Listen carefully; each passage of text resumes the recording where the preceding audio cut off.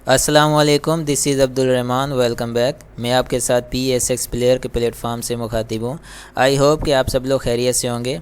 जैसे कि हम 100 इंडेक्स को टेक्निकली एनालाइज करते हुए आ रहे हैं। 100 इंडेक्स में फ्राइडे के लास्ट सेशन में एक अच्छा बायबैक हमें देखने को मिला और मार्केट में एक हैमर टाइप कैंडल बनाने की कोशिश की गई, और जिसमें हमने भी कुछ स्टॉक्स जो है बाय किए थे, जिसमें यूनिटी फूड्स लिमिटेड मैंने अपने ग्रुप में मेंबर्स को लास्ट सेशन में इसकी बाय कॉल दी थी।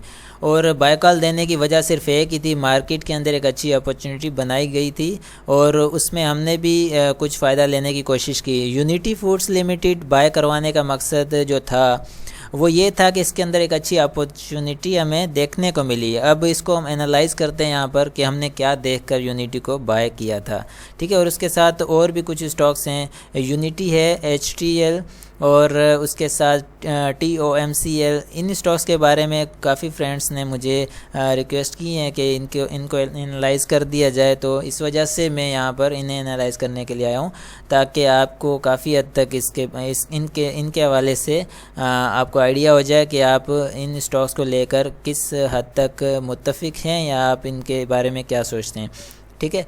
अब यूनिटी को अगर एनालाइज़ करें, सबसे पहली चीज़ जो हमने इसके अंदर देखी बाय करने के लिए, सबसे पहली चीज़ कि ये अपने सपोर्ट से इसने बायबैक दिया, ठीक है, और अच्छा बायबैक दिया। अगर आप इससे पहले का देखेंगे तो यहाँ से इसने जो सपोर्ट लेकर बायबैक दिया था, एक हैमर टाइप कैंडल बनाई और उसके बाद एक अच्छी जो है ना इसने आगे की पोजीशन बनाई, उसके अंदर 2-3 रुपये इसने निकाल दिए थे। अब सेम उसी तरह से इसने अपने सपोर्ट को टच किया, हैमर टाइप की कैंडल बनाई और अब भी हम एक्सपेक्ट करते हैं कि ये 2-3 रुपये आगे हमें निकाल के दे देगा, ठीक है। और इसकी सपोर्ट से बायबैक होना एक अच्छी साइन थी। और उसके साथ सेकंड चीज़ कि इसके अगर वॉल्यूम को अगर आप देखेंगे तो वॉल्यूम ने इसकी जो मूविंग एवरेज की 20 की लाइन है उसको बिल्कुल टच किया है, अच्छे वॉल्यूम जनरेट किए हैं और बाइंग साइड से ग्रीन वॉल्यूम आए, ठीक है। और उसके बाद RSI को देखेंगे तो अगर आप इस जगह देखें, इस जगह से RSI ने इस 30 के लेवल को टच किया। टच करने के बाद जब प्राइस ऊपर गया और प्राइस जब दोबारा यानी कि अपनी सपोर्ट को टच किया उसने, तो RSI नीचे सपोर्ट को टच करने नहीं आया। उसके अलावा फिर थर्ड टाइम ये ऊपर गया, प्राइस ऊपर गई तो प्राइस ने दोबारा अब जो है इसने सपोर्ट को टच किया और बायबैक आया, लेकिन RSI ने सपोर्ट को टच नहीं किया। इसका मतलब ये है कि RSI शो ये कर रहा है कि इसके अंदर प्राइस के अंदर अभी स्ट्रेंथ काफ़ी मौजूद है ऊपर जाने के लिए, इस वजह से RSI भी ऊपर काम कर रहा है। तो अब ये दोबारा RSI ऊपर की तरफ मूव करना चाहता है और करेगा, प्राइस भी ऊपर की तरफ मूव करना चाहता है, ठीक है। और इसके अलावा हम अगर ये चीज़ देखें इसकी MACD के जो रेड वॉल्यूम्स हैं, देखें ये मर्ज होना शुरू हुए, अब ये ग्रीन वॉल्यूम्स बने। ग्रीन वॉल्यूम्स बनने के बाद दोबारा से जो है ना ये नेगेटिव साइन मिली, लेकिन अब ये रेड साइड से यानी कि वॉल्यूम्स नहीं बन रहे, इसके ग्रीन साइड से ही वॉल्यूम्स बरकरार हैं, तो इसके अंदर अब बाइंग साइड से अपॉर्चुनिटी मौजूद है। अगर इसकी ये जो मूविंग एवरेजेस को देखें तो ब्लू लाइन ने रेड लाइन को क्रॉसओवर दिया और उसके बाद दोबारा इसने क्रॉसओवर नीचे की साइड ब्लू लाइन ने नहीं दिया, ऊपर ही खुद को सस्टेन रखा। It means that MACD RSI इनके अंदर काफ़ी अच्छी स्ट्रेंथ मौजूद है प्राइस को लेकर, तो प्राइस भी ऊपर मूव करना चाहता है। अब इसके टारगेट्स को अगर हम देखें, मैं 2 टारगेट्स दूंगा, ठीक है, 2 टारगेट्स दूंगा। मैं ट्रेंड लाइन को ड्रॉ करूंगा।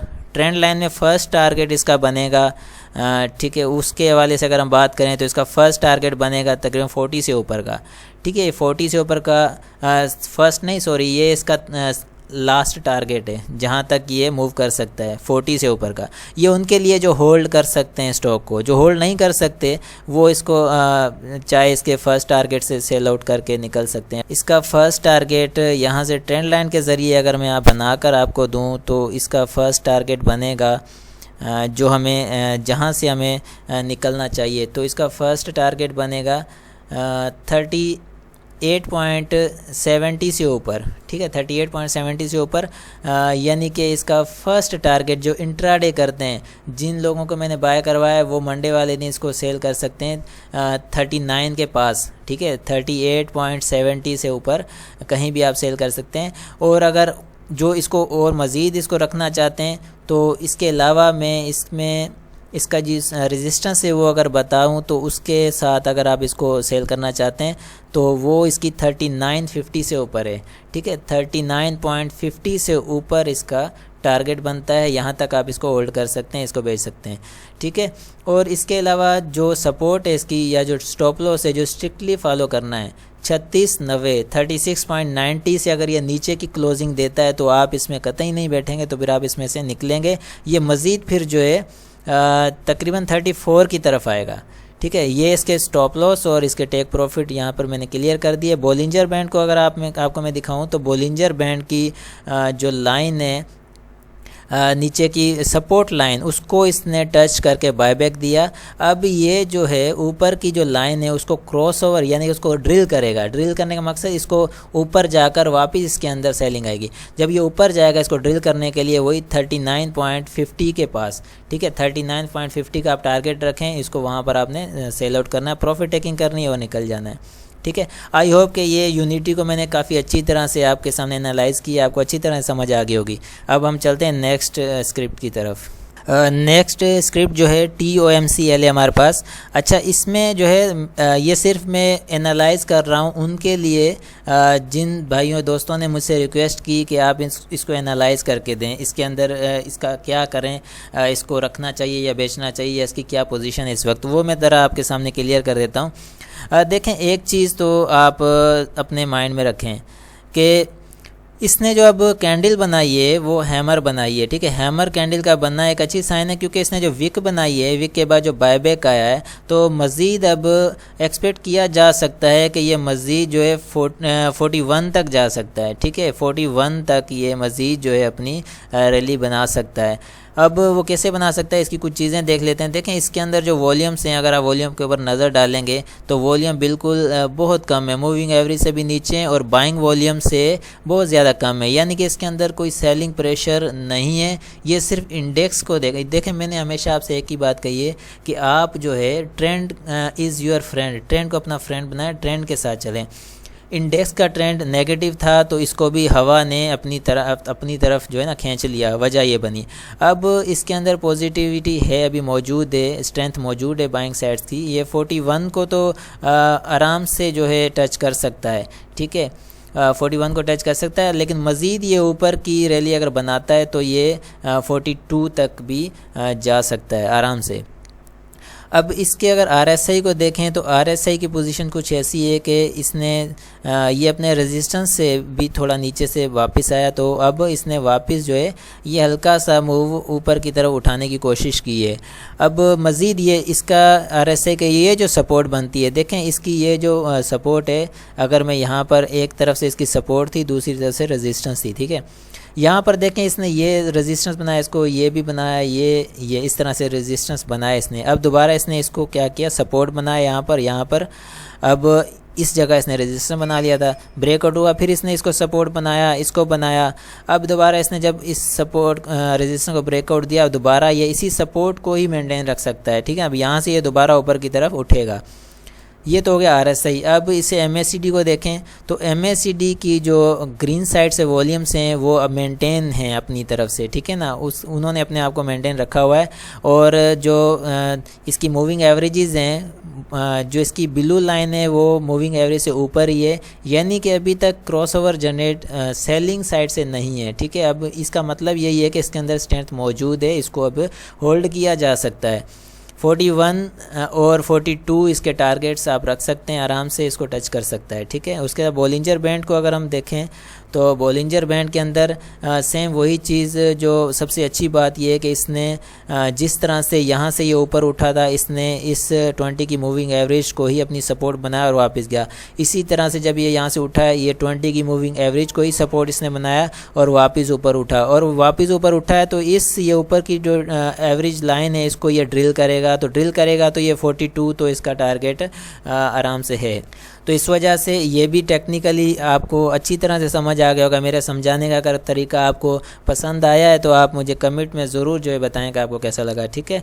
और जो दोस्त इस चैनल पर नए हैं, चैनल को सब्सक्राइब नहीं किया और वीडियोस भी देख रहे हैं, उनसे मेरी गुजारिश है, उनसे मेरी रिक्वेस्ट है कि वो चैनल को ज़रूर सब्सक्राइब कर लें, बेल आइकन को दबा दें, ताकि आपका और मेरा साथ इसी तरह से बरकरार रहे और हर आने वाली वीडियो आपको बआसानी नोटिफिकेशन के ज़रिए मिलती रहेगी। इंशाल्लाह चलते हैं फिर नेक्स्ट स्क्रिप्ट की तरफ। नेक्स्ट जो है हमारे पास HTL है। जी अगला स्क्रिप्ट HTL ही हमारे पास। इसकी अगर हम बात करें तो HTL के अंदर जो हमें देखने को चीज़ मिली है, देखें अब ये इस वक्त मौजूद है 76.90 पर। अच्छा ये 30 मिनट का है, मैं इसको वनडे पर ले जाता हूँ, ठीक है। वनडे पर देखेंगे तो इसने एक हैमर टाइप की कैंडल, यानी कि इसको कहते हैं ड्रैगन फ्लाई डोजी, ठीक है, हैंगिंग मैन टाइप का इसने कैंडल बनाया। तो इसको जिस भाई ने भी, जिन दोस्तों ने मुझसे रिक्वेस्ट की, उन्होंने 1 वीक के बारे में कहा था इसको कि वीकली जो है इसे एनालाइज करें। तो हम वीकली की तरफ चलते हैं। देखें वीकली पर तो ये अभी तक यानी कि ये नेगेटिव नहीं, ये अपने यानी अकोमुलेशन जोन में परफॉर्म कर रहा है। यानी कि इस एरिया से लेकर 81, 82 से लेकर ये तकरीबन 74 के बीच में यहीं ये अकोमुलेशन कर रहा है इस वक्त।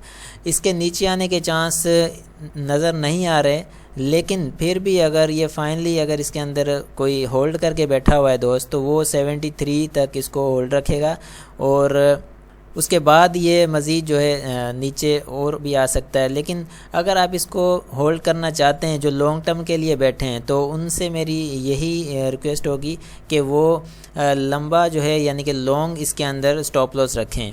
लॉन्ग स्टॉप लॉस रखेंगे तो उससे ये होगा कि आपका स्टॉप लॉस हिट नहीं होगा और ये स्टॉक जो है ना नीचे ऊपर आने की पोजीशन बनाता रहेगा, क्योंकि इस वक्त ये अकोमुलेशन जोन में है, इसके अंदर अकोमुलेशन हो रही है, नीचे से उठा रहे हैं, ऊपर ले जाकर इसके अंदर प्रॉफिट टेकिंग करते हैं और फाइनली इसको जो है यहाँ से ब्रेकआउट जब तक नहीं आता है तो तब तक ये मज़ीद आगे 90 की तरफ नहीं जा सकता, जब तक इसको ब्रेकआउट नहीं आएगा। और नीचे की तरफ ये 75 है, 74, 75, इससे नीचे और आएगा तो ये मज़ीद सपोर्ट की तरफ आ सकता है। इसलिए इसमें अगर कोई इंट्राडे के लिए या 1-2 दिन के लिए लेना चाहता है स्टॉक, उसको हम फिर छोटे टाइम फ्रेम पर ही देखते हैं। वनडे पर देखेंगे, वनडे में इसने जो है जो कैंडल बनाई है वो ड्रैगन फ्लाई डोजी टाइप या हैंगिंग मैन इसको कह सकते हैं, इस टाइप की इसने कैंडल बनाई है और ये एक अच्छी कैंडल है। ये 80 तक का टारगेट दे सकती है, ठीक है, 80 तक का टारगेट इसमें बनाया जा सकता है। वजह क्या, क्योंकि इसकी जो रेजिस्टेंस बन रही है आप यहाँ पर देखेंगे, इस जगह इसने ये एरिया पर रेजिस्टेंस ली थी, उसके बाद यहाँ पर इसने रेजिस्टेंस बनाया, इसको दोबारा इसने ये जगह ली, अब ये दोबारा यहाँ से उठा है तो ये 80 को प्लस यानी कि ऊपर कहीं भी 82, 83 तक जा सकता है। लेकिन सेफली अगर आप टारगेट रखते हैं इसका तो 80 प्लस इसका टारगेट है। इस वक्त ये 76-50 के पास खड़ा है, ठीक है। और इसको मैं मज़ीद अगर 30 पर, इसको 30 के टाइम फ्रेम पर, 30 मिनट के टाइम फ्रेम पर अगर एनालाइज करूं तो इसने एक अच्छा लास्ट सेशन में, फ्राइडे के लास्ट सेशन में एक अच्छा वॉल्यूम जनरेट करते हुए इसने बायबैक दिया है और RSI को आप देखें किस तरह से उठा है, ठीक है। अगर आप इसका मैं जो है कंट्राडिक्शन दिखाऊं RSI और वॉल्यूम के अंदर, 30 के टाइम फ्रेम पर देखें, यहाँ से ये प्राइस नीचे आया और इस जगह से RSI जो है ऊपर की तरफ उठा है, ठीक है। दोनों के अंदर ये चीज़ है। अब ये एक अच्छी साइन है, ये एक बाइंग साइड से जो इसके अंदर एक अपॉर्चुनिटी बनी हुई है और इसका वॉल्यूम देखेंगे, RSI देखेंगे, प्राइस देखेंगे और उसके साथ इसके अगर MACD को देखें तो MACD में ब्लू लाइन ने रेड लाइन को क्रॉसओवर दिया और एक बाय कॉल जनरेट किए। अगर इसके वॉल्यूम्स को देखें, रेड वॉल्यूम काफ़ी अर्सा तक रेड रहे और फाइनली इसने जो है ग्रीन वॉल्यूम जनरेट किया। अब के अंदर काफ़ी टाइम तक ग्रीन वॉल्यूम बरकरार रह सकते हैं, ठीक है। और इसके बोलिंजर बैंड को अगर हम देखें तो बोलिंजर बैंड के अंदर इस लेवल पर इसने जो 20 की मूविंग एवरेज है इसको क्रॉस किया है, ठीक है। अब ये 30 के लेवल पर अगर हम इसको चेक करें तो ये वापस नीचे आ सकता है। ये तकरीबन 76 तक नीचे आ सकता है और 75 तक नीचे आने के बाद वापस बायबैक दे सकता है, फिर ऊपर जाएगा। लेकिन अब जो इसने यहाँ से ब्रेकआउट दिया है 30 के टाइम फ्रेम पर, तो ये मज़ीद जो है 78 को टच करेगा। यहाँ पर 30 के टाइम फ्रेम की बात कर रहा हूँ। और बोलिंजर बैंड के मुताबिक, ठीक है, ये ऊपर की लाइन को ड्रिल कर सकता है और 78 से ऊपर ये जाएगा। अब इसको हम बोलिंजर बैंड के अलावा अगर वैसे देखते हैं तो इसके अंदर एक अच्छी साइन है, लेकिन 78 तो इसका टारगेट बनाया जा सकता है आराम से।